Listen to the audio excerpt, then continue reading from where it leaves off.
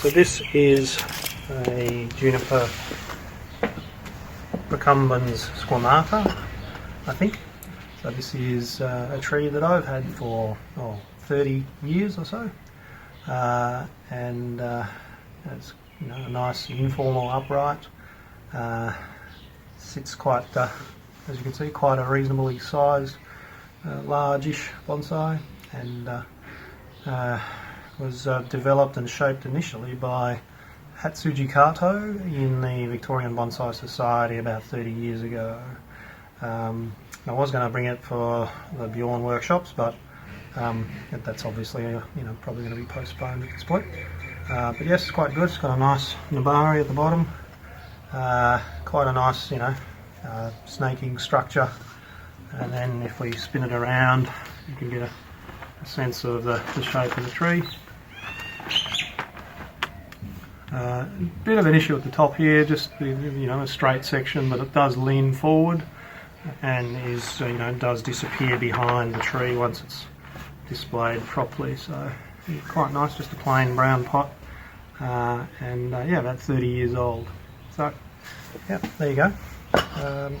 Haven't shown it yet, it's just had a haircut, so probably needs a little more work just to refine it even more, but yeah, long-term tree. Doesn't have a habit of browning off at the base of the needle fronds, so it looks a little unpleasant sometimes close up, but that's the species, so that's it. Okay, thanks. Hello again, Ian Wallace. Just another tree. So this particular tree is one that I've started from scratch, from some old stock that I found at one of the local nurseries, Pointons. Picked it up for $30, I think, and been working on it for about 7 or 8 years. So this one is clearly a formal upright, but as you can, when you look closely, you can see the top has been ginned off, so that it looks like there's a major weather event, a lightning strike or something's taken the top of the tree out. It's a particularly good tree, got a nice sort of a series of pagoda tops across the top of the tree. Most of it is up here, sort of reminiscent of perhaps a giant Californian redwood or something like that. Very straight, very very strong presence, and the quite a huge, very large nabari, really beautiful nabari at the bottom.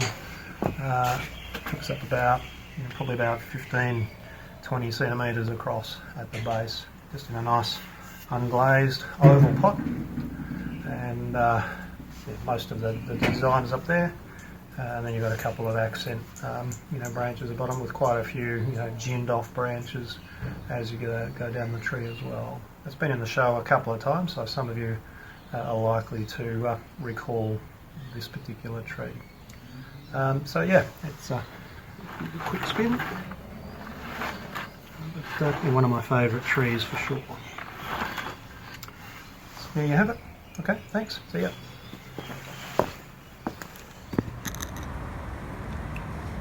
Hello there, this is my elm tree, which I've had for a few years, and I believe it's over 10 years old.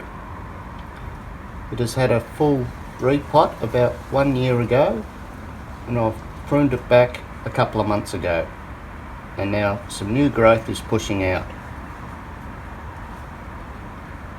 It needs to fill out a bit in the back, and hopefully that will happen in the future. Got some moss started around the trunk, which I think looks quite nice, and I think the pot suits the tree.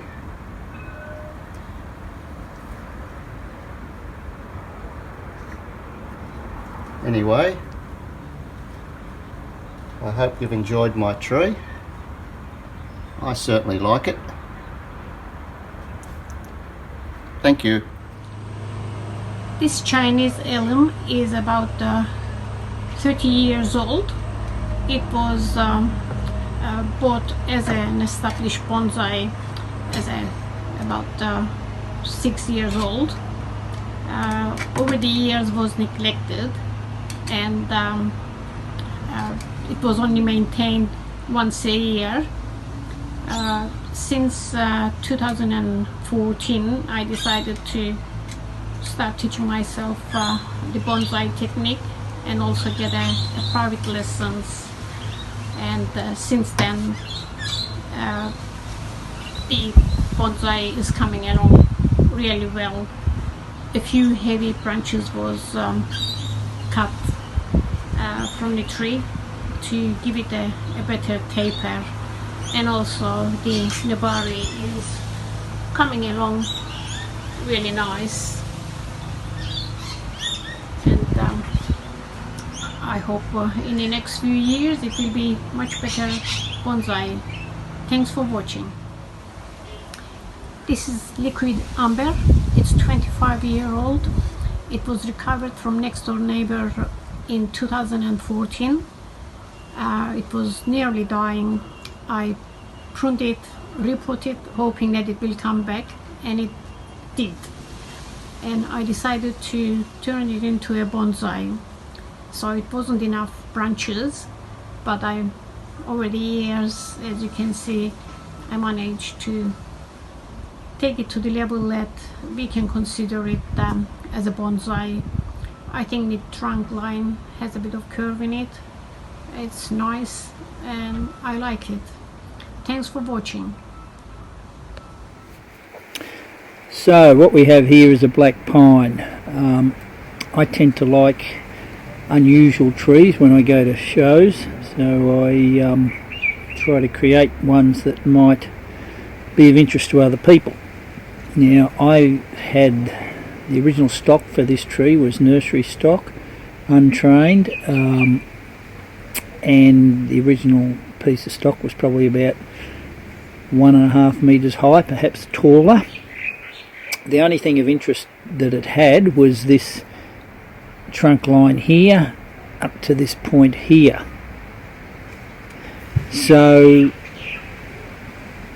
what I wanted to do was to bend it at this point here and also again at this point here. So to do that, what was done was we drilled out the inside hardwood in this area here. So most of the hardwood was drilled out, and then that was bent down probably at about 120 degrees, and then the same process was done here. A single drill bit was drilled into that. All the hardwood was taken out there by wiggling the drill bit around. That enabled me to get, I guess, a total bend of, I don't know, over a couple of 100 degrees. So what was the top of the tree, which was this part, has now become the base of the tree by having been bent all the way around down to here. I'll spin the tree around slowly so you can see the size of those bends. So this piece here that's coming down here at this angle went straight up, and this piece here that's coming down at this angle also went straight up. It was in that, it was all connected, so it was all one straight piece. So slowly spin it around for you.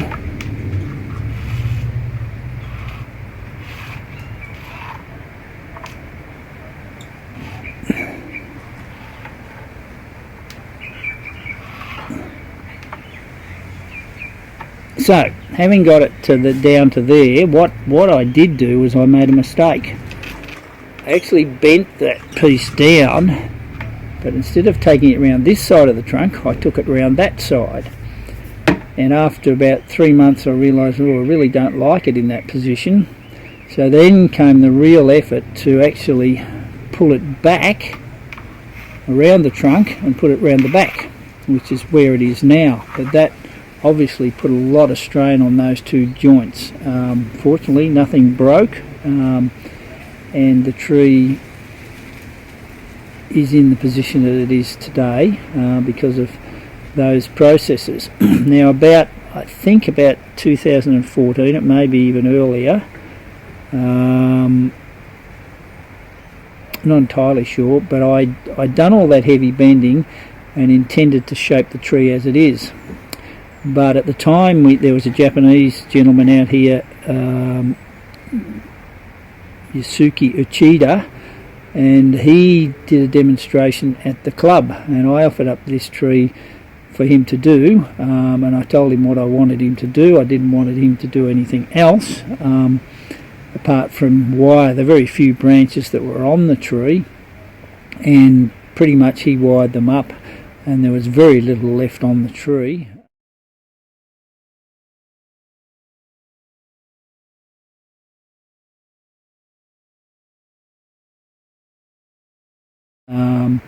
We ginned off the gins you can see here.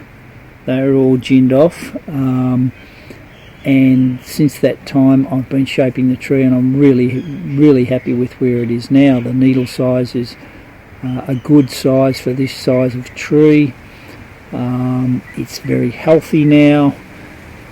What I'm going to do, there have been suggestions, and well, I guess the biggest flaw in the tree is this straight piece down through here, and I've tried to make it a bit more interesting by putting some shari in this piece here, which has worked to some degree, but there's also been the possibility of perhaps removing this whole bottom piece.